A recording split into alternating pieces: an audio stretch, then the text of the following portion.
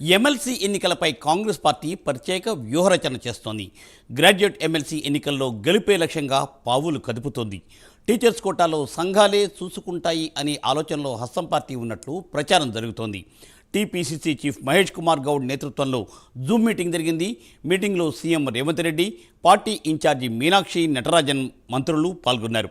50 ఓట్లకు ఒక ఇన్ఛార్జి నియమించాలని సీఎం రేవంత్ రెడ్డి అన్నారు. పార్టీ ప్రజా ప్రతినిధులంతా ఎన్నికల వ్యూహంతో పనిచేయాలని సీఎం ఆదేశించారు. కంట్రోల్ రూమ్ పెట్టి గాంధీభవన్ నుండి నిరంతరం పర్యవేక్షించాలని సీఎం సూచించారు. దీనిపై ఎక్స్క్లూజివ్ ఫీల్డ్ రిపోర్ట్ అజీమ్ అందిస్తారు. అజీమ్. థ్యాంక్ యూ మూర్తి. ఏదైతే కాంగ్రెస్ పార్టీ గ్రాడ్యుయేట్ ఎమ్మెల్సీకి సంబంధించిన అంశంలో చాలా సీరియస్గా తీసుకుంది. ఎందుకంటే అది కాంగ్రెస్ పార్టీకి సంబంధించిన సిట్టింగ్ స్థానం. గతంలో ఏదైతే కాంగ్రెస్ పార్టీకి సంబంధించిన సీనియర్ నేత జీవన్ రెడ్డి ఆ స్థానంలో గెలుచున్నారు. సో జీవన్ రెడ్డి ఈసారి పోటీ చేయకపోవడంతో ఆల్ ఫోర్స్ సంస్థలకు సంబంధించిన చైర్మన్ వి నరేందర్ రెడ్డికి కాంగ్రెస్ పార్టీ ఆ టికెట్ కేటాయించింది. అయితే గతంలో ప్రతిపక్షంలో ఉన్నప్పుడే కాంగ్రెస్ పార్టీ ఆ స్థానాన్ని కైవసం చేసుకుంది. ఇప్పుడు ప్రజెంట్ కాంగ్రెస్ పార్టీ రాష్ట్రంలో అధికారంలో ఉంది. సో ఖచ్చితంగా సిట్టింగ్ స్థానం కూడా అయింది. సో ఖచ్చితంగా కాంగ్రెస్ పార్టీ ఆ స్థానం గెలవాల్సిన అవసరం ఉంది. లేదంటే మాత్రం కాంగ్రెస్ పార్టీ ఒకవేళ ఓడిపోయినట్టయితే ఖచ్చితంగా ప్రజల్లో వ్యతిరేకత ఉందని చెప్పి ప్రతిపక్షాలు తీవ్రమైన స్థాయిలో ఏదైతే విమర్శలు చేసే అవకాశం ఉన్న నేపథ్యంలో కాంగ్రెస్ పార్టీ సీఎం రేవంత్ రెడ్డి అలాగే పీసీసీ చీఫ్ మహేష్ కుమార్ గౌడ్ ఏదైతే ప్రత్యేక వ్యూహాలు కూడా రచించారు. ప్రతి 50 మంది ఓటర్లకు ఒక ఇన్ఛార్జిని ఇప్పటికే నియమించింది పార్టీ. సో ఓవరాల్గా చూసుకున్నట్టయితే ఏదైతే ఉమ్మడి ఏదైతే ఆదిలాబాద్, నిజామాబాద్, మెదక్ అలాగే కరీంనగర్కి సంబంధించినటువంటి జిల్లాలకు సంబంధించినటువంటి గ్రాడ్యుయేట్ ఎమ్మెల్సీ ఎన్నికలపై ప్రత్యేక శ్రద్ధ పెట్టింది. దీనికి సంబంధించి 42 నియోజకవర్గాలు ఆ పరిధిలో ఉంటాయి. సో ఈ పరిధిలో ఉన్నటువంటి ప్రతి నియోజకవర్గానికి కూడా ఇప్పటికే ఇన్ఛార్జ్ నియమించింది. ప్రతి మండలానికి కూడా ఇన్ఛార్జ్లను నియమించిన పరిస్థితి మనకు కనిపిస్తుంది. ఇప్పటికే కాంగ్రెస్ పార్టీకి సంబంధించిన నేతలంతా కూడా మనం చూసుకున్నట్లయితే గత 2 రోజుల నుంచి కూడా ఏదైతే పీసీసీ చీఫ్ మహేష్ కుమార్ గౌడ్ అలాగే మంత్రి జూపల్లి కృష్ణారావు నిజామాబాద్లో, సీతక్క ఆదిలాబాద్లో, శ్రీధర్ బాబు కరీంనగర్లో ఇలా ఎవరికి వారు ఎక్కడికి ఎక్కడ ప్రచారం చేస్తున్నారు. ఎందుకంటే కాంగ్రెస్ పార్టీకి గ్రాడ్యుయేట్ ఎమ్మెల్సీ అభ్యర్థి గెలుపు ఖచ్చితంగా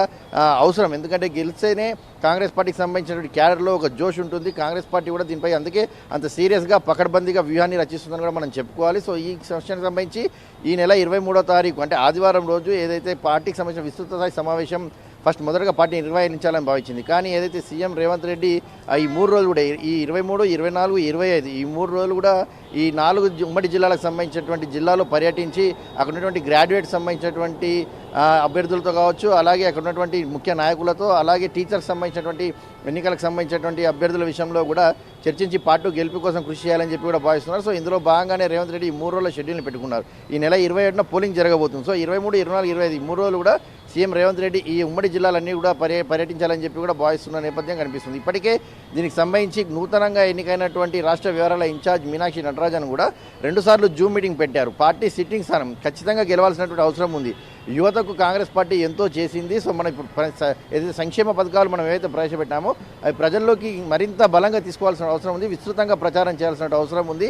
సో ఈ గెలుపు కాంగ్రెస్ పార్టీకి ఎంత ఉపయోగపడుతుందనే విషయంపై కూడా మీనాక్షి నటరాజన్ అయితే జూమ్ మీటింగ్లో చాలా క్లియర్గా చెప్పడం కూడా జరిగింది. ఈ జూమ్ మీటింగ్ పీసీసీ అధ్యక్షుడు మహేష్ కుమార్ గౌడ్ అధ్యక్షతన జరిగింది. దీంట్లో సీఎం రేవంత్ రెడ్డి అలాగే పార్టీకి సంబంధించిన మంత్రులు అలాగే 42 నియోజకవర్గాలకు సంబంధించినటువంటి ఇన్ఛార్జీలు, ఎన్ఎస్వీఐ, యూత్ కాంగ్రెస్ అలాగే సేవాదల్, మహిళా కాంగ్రెస్ సంబంధించినటువంటి నాయకులందరూ కూడా ఈ మీటింగ్లో పాల్గొన్నారు. మనం చూసినట్టయితే ఇంకా రాష్ట్రానికి అడిగే పెట్టలేదు మీనాక్షి నటరాజన్. కానీ అంతకుముందే తన మార్క్ ఏదైతే తను చూపెట్టుకుంటున్నారో ఇప్పటికే జూమ్ మీటింగ్ పెట్టి ఖచ్చితంగా గెలవాలి, దీనికి సంబంధించి ఎలాంటి వ్యూహాలు పార్టీ రచించింది, అసలు ఈ ఎమ్మెల్సీ ఎన్నికల్లో కాంగ్రెస్ పార్టీ అసలు ఎలాంటి వ్యూహాలతో ముందుకెళ్తుందని చెప్పి అడిగి మరీ తెలుసుకున్నారు. ఈ నేపథ్యంలోనే సీఎం రేవంత్ రెడ్డి మాట్లాడుతూ కూడా ఏదైతే పార్టీకి సంబంధించి పకడ్బందీగా వ్యూహంతో వెళ్తున్నాము, కంట్రోల్ రూమ్ ఏర్పాటు చేయడం జరిగింది, ఇన్ఛార్జ్లను ఏర్పాటు చేయడం జరిగింది. ప్రతి యూత్ కాంగ్రెస్, ఎన్ఎస్వీఐ, మహిళా కాంగ్రెస్ సంబంధించినటువంటి నాయకులు, కార్యకర్తలందరూ కూడా గ్రౌండ్ లెవెల్లో ఇప్పటికే పర్యటిస్తున్నారు. పార్టీ చేసినటువంటి సంక్షేమ పథకాలు కావచ్చు అన్నింటినీ పూర్తి స్థాయిలో ప్రజలకు వివరిస్తున్నారు. సో ప్రజలకు కాంగ్రెస్ పార్టీపై పూర్తి స్థాయి నమ్మకం ఉండొచ్చు. కానీ ఓట్లు వేసే వరకు కూడా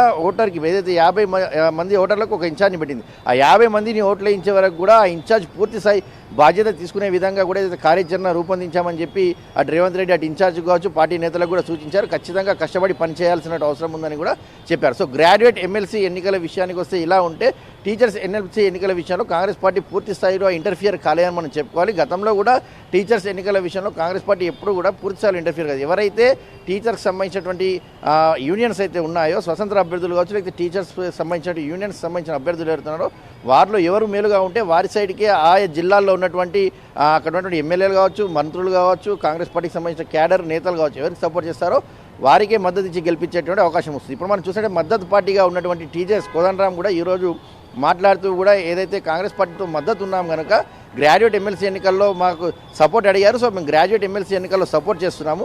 టీచర్స్ ఎన్నికల విషయానికి వచ్చినట్టయితే మేము స్వతంత్ర అభ్యర్థులకు అటు గోపాల్ రెడ్డి కావచ్చు, అలాగే అశోక్ కుమార్, ఈ ఇద్దరు అభ్యర్థులకు స్వతంత్ర అభ్యర్థులకే పార్టీ పోటీ చేస్తుంది. ఎందుకంటే ఎక్కడ కాంగ్రెస్ పార్టీ తమను ఇప్పటివరకు కూడా టీచర్స్ ఎన్నికల విషయంలో మద్దతు కోరలేదు. సో మా కోసం పనిచేసినటువంటి నాయకులు స్వచ్ఛంగా అంటే ఫెయిర్గా ఉన్నటువంటి క్యాండిడేట్స్ కోసం టీచర్స్ మద్దతు ఇస్తుందని చెప్పాను. సో ఈ నేషన్లో టీచర్స్ ఎన్నికల విషయంలో కాంగ్రెస్ పార్టీ కాస్త దూరంగానే ఉంది. సో నేరుగా ఇంటర్ఫియర్ కాకుండా పరోక్షంగానే ఏదైతే టీచర్స్ మంచి అభ్యర్థులు ఉన్నారో వాళ్ళకి సపోర్ట్ చేస్తుంది. సో ఓవరాల్గా కాంగ్రెస్ పార్టీ ఏదైతే గ్రాడ్యుయేట్ ఎమ్మెల్సీ ఎన్నికలు మాత్రం ఖచ్చితంగా అభ్యర్థిని గెలిపించుకోవాలనే ఒక ధీమాతో ప్రత్యేక ప్రకటబందీ వ్యూహాలతో అయితే ముందుకెళ్తుందని మనము చెప్పుకోవచ్చు. Murthy, thank you Azam, thanks for exclusive field report.